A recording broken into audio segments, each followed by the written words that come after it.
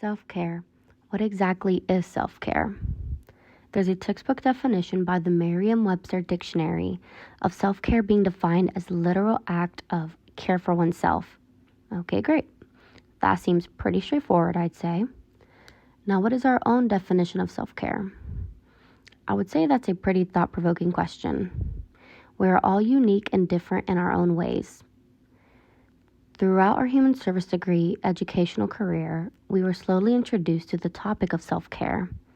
I never really understood what self-care was or even how important it is.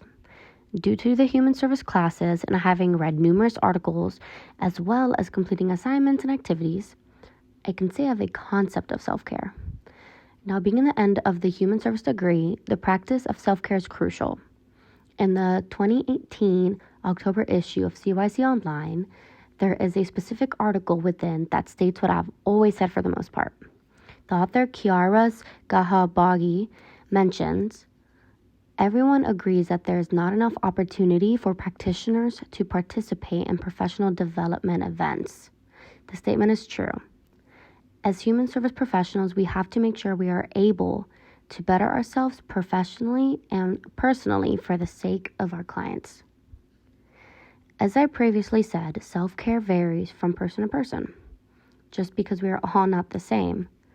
In this class, many of us have given numerous different answers about what we do for self-care or our own idea of it.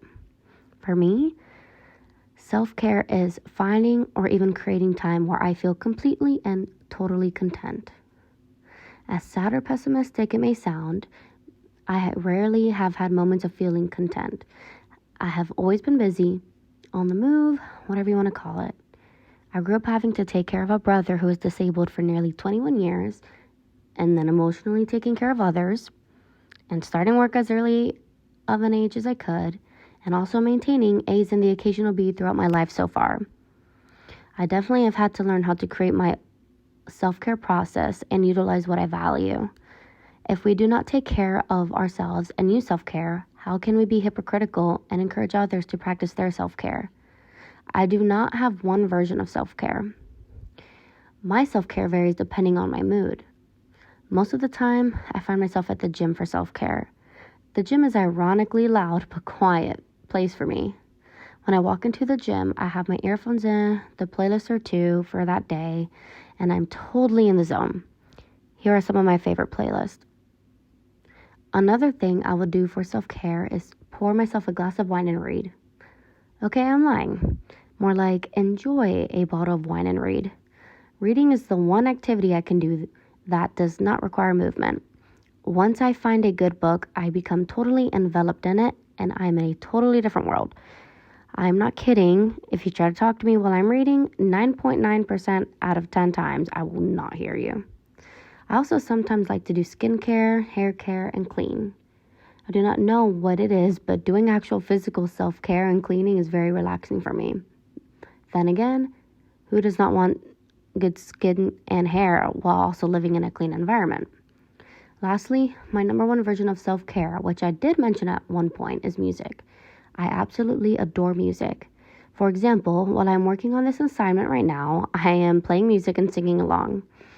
I do not work well in a quiet environment. I need noise, but my favorite noise is music. Honestly, anything I do with music, I can consider self-care because I'm completely content, even doing homework. My family and fiance will make fun of me for being able to read and write while singing. While I have listed some of my versions of self-care, there are several other activities I will do depending on what version of self-care is needed. The ones I've listed so far, such as the gym, reading, skincare, hair care, and cleaning, and finally listening to music, are all used for my maintenance self-care. But for critical times when I need emergency self-care, I will listen to music, vent to my fiance, a close friend, or a family member I trust, or I will do an activity that distracts me from what is currently happening. For example, in high school, there was this one game on my phone called 1010. It is pretty similar to Tetris. I would use that game to reroute my brain or even relax. I ended up finding myself subconsciously playing the game without realizing I opened the app. Now I will go on TikTok, get a few laughs in, and I feel better. Social media is not all totally bad. There are a few good aspects to it. All in all, It is extremely important for anyone who works with the human population to learn and practice self-care.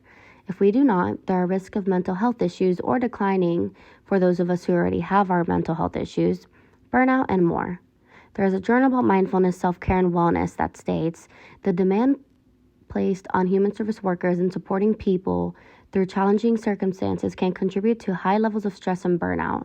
Self-care practices implemented regularly may decrease the impact of high levels of stress while also serving as strategies for coping during particularly stressful times. As I've stated previously, if we do not care for ourselves, then how can we take care of others or even encourage and inform others on how to take care of themselves? It could be considered unethical to not follow our own practices, don't you say? I will leave you with this thought.